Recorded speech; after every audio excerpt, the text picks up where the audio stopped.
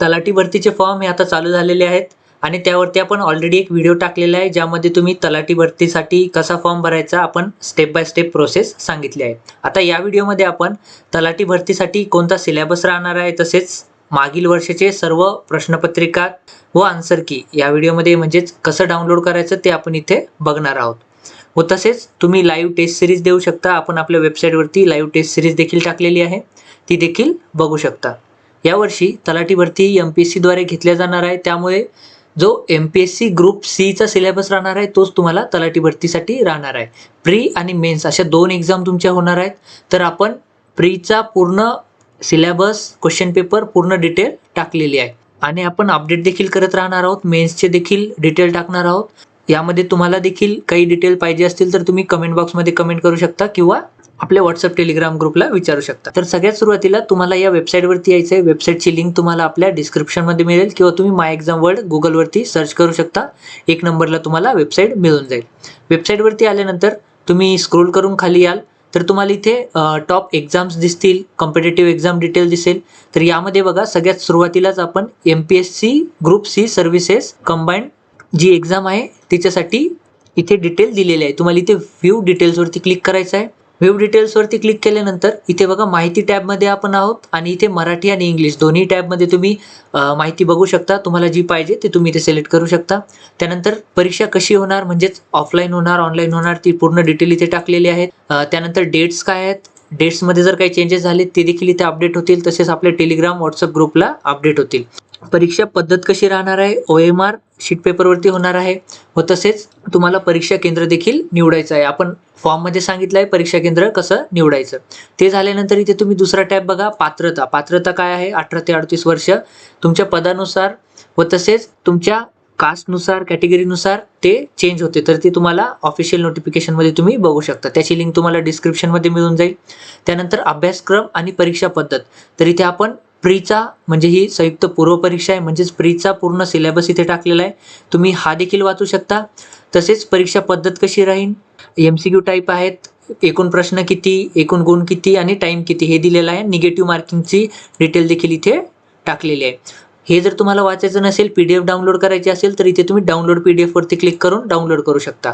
पण त्या अगोदर तुम्हाला इथे लॉग इन हे करावं लागणार आहे. तुम्ही इथे अगोदर साइन अप करू शकता ॲज अ स्टुडंट आणि क्रिएटरने देखील तुम्ही साइन अप करू शकता. क्रिएटरला देखील बरेचसे ऑप्शन आहेत, ते देखील आपण सांगणार आहोत. सध्या आपण स्टुडंटचं सांगू की तुम्ही इथे ॲज अ स्टुडंट इथे साइन अप करू शकता किंवा इथे गुगलने देखील साइन अप करू शकता. एकदा साइन अप केल्यानंतर तुम्ही साइन इन देखील रेग्युलरली करून घेऊ शकता. एकदाच तुम्हाला साइन अप करायचं आहे. आणि जर तुम्ही क्रिएटर म्हणून साइन अप केलं तर तुम्हाला, जर तुम्ही समजा टीचर असाल किंवा तुमचे क्लासेस असतील तर तुम्ही तुमच्या स्वतःच्या क्लासेससाठी टेस्ट ऑनलाईन जनरेट करू शकता आणि ती किती स्टुडंटनी दिली त्यांचा पूर्ण रेकॉर्ड देखील तुम्हाला पूर्ण दिसेल. आपण ते पुढे दाखवणार आहोत. सध्या आपण इथे आता लॉग इन करून घेतलेलं आहे. लॉग इन केल्यानंतर तुम्हाला इथे डाउनलोड करायचा ऑप्शन मिळेल आणि जो सिलेबस म्हणजेच जी PDF आहे ऑफिशियल PDF, ती ऑफिशियल PDF तुम्ही इथे बघू शकता. हीच सेम डिटेल आपण वेबसाईटवरती देखील टाकलेली आहे, तिथे देखील बघू शकता. PDF देखील डाउनलोड करू शकता. कट ऑफ दिलेला आहे, कट ऑफ आपण अपडेट करत जाणार आहोत. जशी जशी डिटेल मिळेल, तुमच्याकडे डिटेल असेल तर तुम्ही देखील आम्हाला पाठवू शकता, आम्ही वेबसाईटवरती ॲड करू. त्यानंतर परीक्षा शुल्क दिलेला आहे, किती लागणार आहे काय. आणि लास्टचा मेन ऑप्शन आहे टेस्ट सिरीज. आता टेस्ट सिरीजमध्ये बघा मागील वर्षाचे पेपर आपण ऑनलाईन जे टाकलेले आहेत तुम्ही ऑनलाईन देऊ शकता आणि विषय निहाय टेस्ट सिरीज. आता विषयानुसार जसं इतिहास झालं, त्यानंतर टॉपिकनुसार काही आहेत, समजा नैसर्गिक आपत्त्या, नैसर्गिक संसाधने, याचा पेपर तुम्ही देऊ शकता. इथे मार्क्स वगैरे आहे आणि ऑनलाईन आहे आणि खाली PDF देखील तुम्ही डाउनलोड करू शकता. आता जर एक्झामची लास्ट एक्झामची म्हणजेच प्रिव्हियस इयर पेपर, इथे प्रश्नपत्रिका तुम्ही या प्रकारे इथे क्लिक करून डाउनलोड करू शकता आणि त्यानंतर त्याची उत्तर तालिका म्हणजेच उत्तर पत्रिका तुम्ही डाउनलोड हे करू शकता. तर या प्रकारे तुमची दोन्हीही PDF डाउनलोड होणार आहे आणि तुम्ही क्वेश्चन पेपर प्लस उत्तरपत्रिका दोन्ही बघू शकता. ते झाल्यानंतर इथे वरती बघा आता एक्झाम कशी द्यायची. समजा इथे तुम्ही लॉग इन केलेला असेल तर PDF देखील डाउनलोड होईल आणि आता तुम्हाला ही एक्झाम द्यायची असेल तर तुम्हाला इथे पेपर पहावरती क्लिक करायचं आहे. त्याच प्रकारे खाली देखील एक्झाम्स आहे, याच्यावरती देखील तुम्ही क्लिक करून एक्झाम देऊ शकता. इथे पेपर पहावरती क्लिक केल्यानंतर या प्रकारे तुम्हाला टॅब दिसेल, किती क्वेश्चन्स आहेत, मार्क्स आहेत, पासिंग पर्सेंटेज काय. तुम्ही कोणाला शेअर करायचं असेल तर व्हॉट्सअप, टेलिग्राम, ईमेलला शेअर करू शकता आणि इथे स्टार्ट टेस्टवरती क्लिक करून टेस्ट ही चालू करू शकता. टेस्ट चालू करताना इथे एक्सेप्ट करायचं आहे तुम्हाला. जो क्रिएटर आहे म्हणजेच ही टेस्ट ज्याने क्रिएट केली त्याला तुम्ही इथे सबस्क्राईब किंवा अनसबस्क्राईब करू शकता.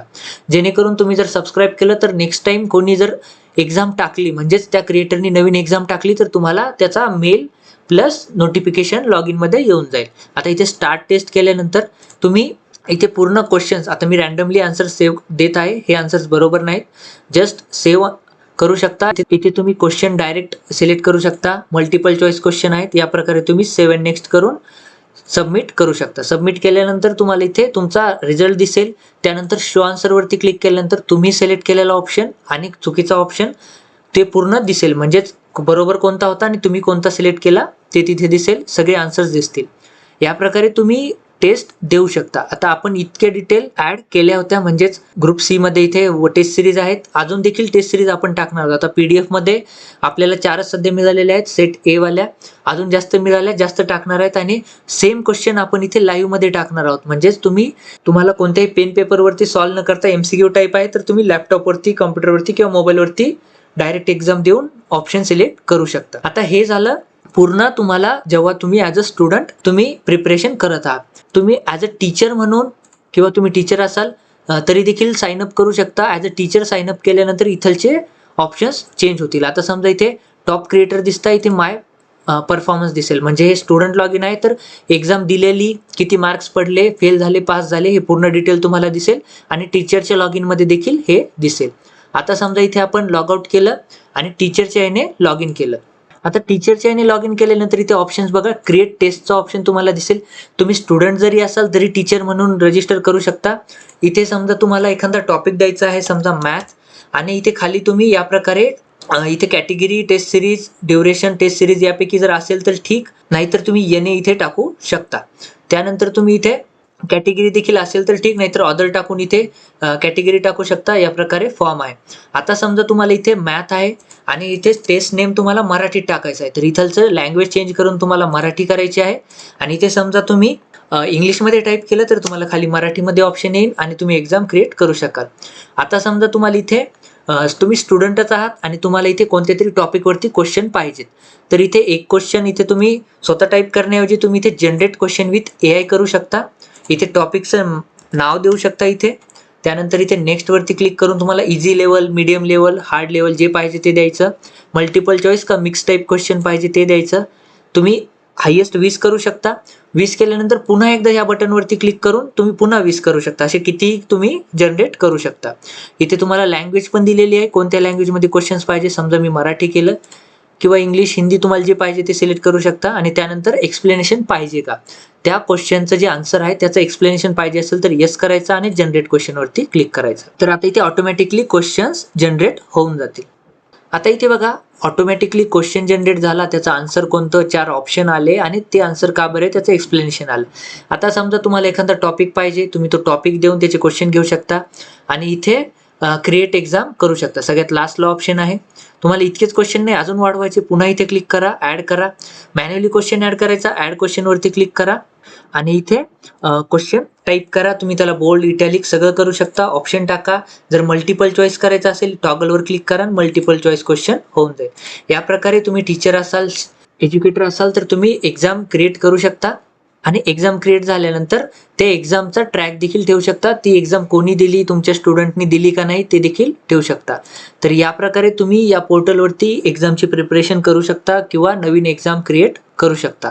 इथे एक्सेलने देखील ऑप्शन दिलेला आहे की तुम्ही टेम्पलेटवरती जो एक्सेल आहे म्हणजेच टेम्पलेट डाउनलोड करायचं आणि त्यामध्ये एक सॅम्पल क्वेश्चन दिलेला आहे, त्याच प्रकारे तुम्हाला क्वेश्चन नवीन ॲड करायचे आणि इम्पोर्ट करायचे, तेव्हा देखील तुमची एक्झाम क्रिएट होऊन जाईल. समजा तुम्हाला इथे फॉर्मद्वारे करायची नसेल तर या प्रकारे तुम्ही पूर्ण प्रिपरेशन करू शकता, नवीन एक्झाम क्रिएट करू शकता आणि बनलेले एक्झाम तुम्ही देऊ शकता. जर यामध्ये काही अडचण आली तर तुम्ही कमेंट बॉक्समध्ये विचारा किंवा आपल्या टेलिग्राम, व्हॉट्सअपला तुम्ही विचारू शकता.